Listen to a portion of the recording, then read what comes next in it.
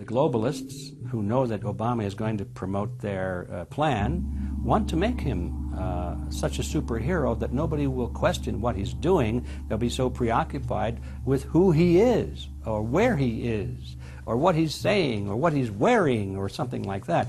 The idea of making him into a celebrity is very valuable because that way people are less inclined to ask, what is he doing? So that's very useful to these people. Similar plans of social control have been continuously carried out by operatives of the Ford Foundation, who Obama has worked for over the last 30 years.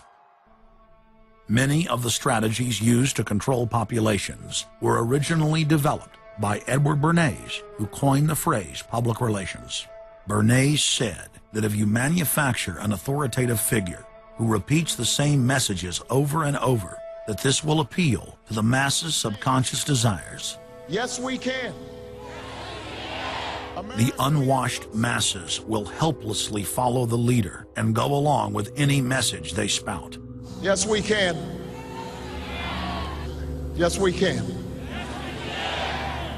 We shall overcome. Yes, we can. We will respond with that timeless creed that sums up the spirit of a people. Yes, we can. Thank you. Today, these exact techniques are being used with devastating effect against the general population. Obama is the latest version of 21st century mass mind control. The psych warfare engineers are counting on Obama to finish the plan they began decades ago.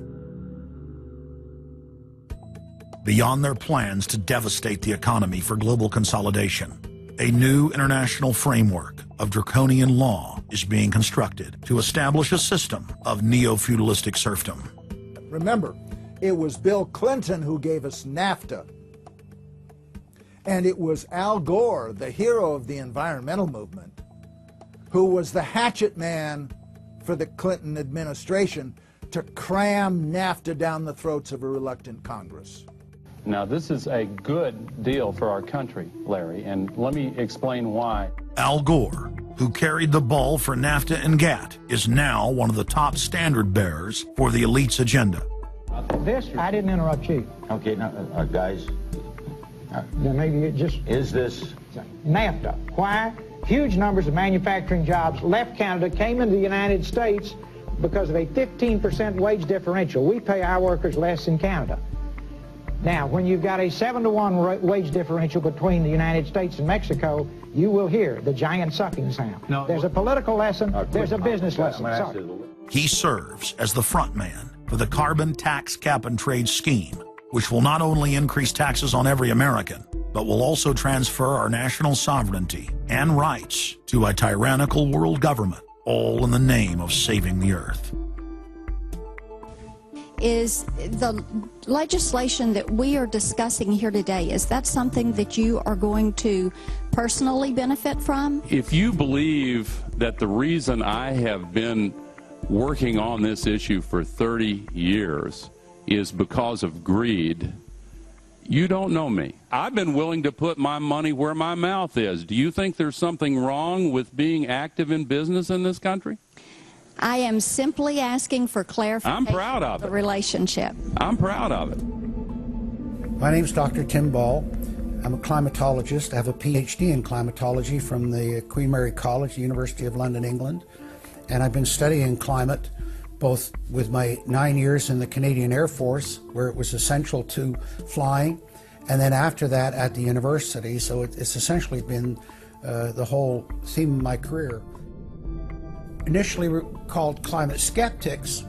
I said, but all scientists are skeptics. If you're not a skeptic, you're not a scientist. And then when that didn't work, then they came out with the charge that we were climate change deniers. And I remember when I was first called a denier, and it was in the Times of London in England, and of course the word denier was clearly deliberately chosen because of the Holocaust connotations of that term. So it was not only a charge that you were ignoring the truth, but you were doing it in a very evil way. And of course, I laugh about that now because my whole career has been anything but a climate change denier. I've spent my career trying to educate people to how much climate change is naturally. So I'm anything but a denier, but of course that is part of the politics. Under the Nazis, there was something called race science. They had a lunatic theory of eugenics, the Aryan heritage, and all the rest of this. Absolute crackpot pseudoscience. There was no empirical measure or empirical test for the validity of those theories. They simply asserted them, and if you were a professor who stood up to them, then the Gestapo would come and take you away. We are perilously close to such a situation right now. Any academic, any other figure standing up to say the global warming theory of Al Gore is a piece of crackpot nonsense is in danger. You'd be fired from a government job, and in many universities, your job would be in danger. And of course, it's also part of what's called ad hominem, that if you can't defeat the person's argument rationally, you start attacking the person. And we see that with these terms, and we see it with Al Gore calling them flat earthers.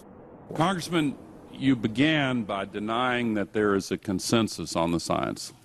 There is a consensus on the science. Well, you mustn't have been listening to our testimony that we've had for the last few days with dozens of experts that have come in who have given completely different views. Well, I would encourage you to go back and look at the testimony this committee's heard. There are people who still believe that the moon landing was staged on a movie lot in Arizona. And neither of us is one of those. And I know you like giving those cute anecdotes. This is not a cutesy issue. We're talking about something that can export millions of jobs out of our economy, out of our country.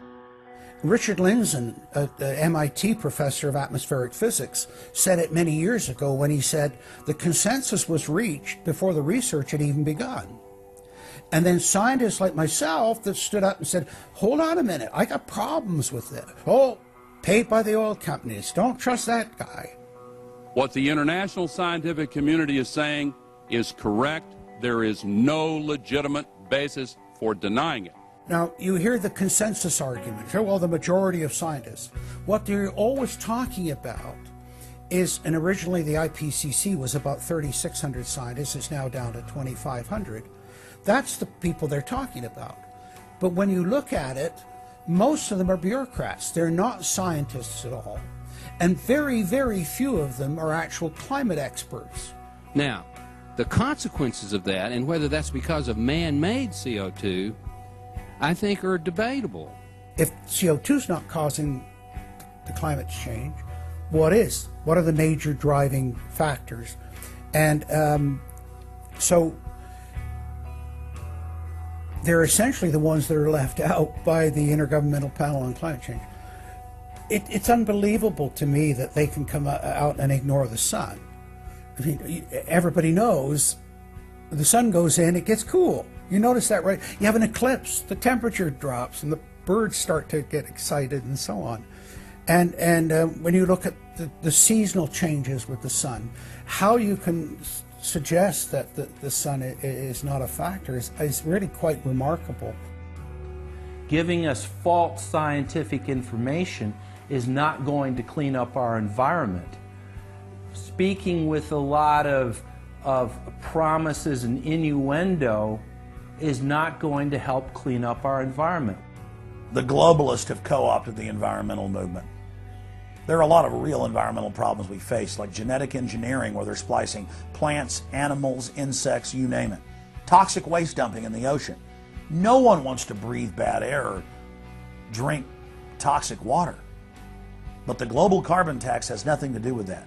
It's a tax literally on breathing. Go out on the street or talk to your friends, your neighbors. Ask them, hey, should we ban dihydrogen monoxide? It's bad for the environment.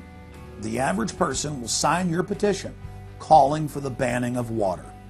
That's right. Dihydrogen monoxide is water. It's the same thing with table salt, sodium chloride. And that's exactly what the establishment is doing with carbon dioxide. Ooh, dioxide. It has this scary sounding name. But the truth is, it's one of the 4 elements of life on this planet. Oxygen, carbon dioxide, water, and sunlight. And if the establishment can tax and list as a toxic waste one of those basic 4 building blocks of life, carbon dioxide, they can regulate and control every facet of our lives and shut down any businesses that aren't part of their New World Order.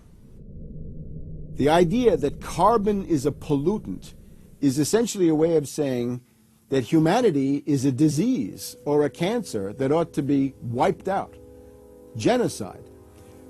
People have argued in this environmental coterie around Obama, around Holdren, the theoretician of de-development, who is now the science advisor of the White House, really the anti-science advisor.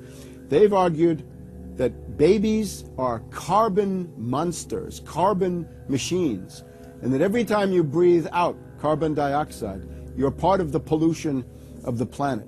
This is an absolutely anti-human doctrine. They use the environmental movement to promote their real agenda, which is globalization and federalization and power.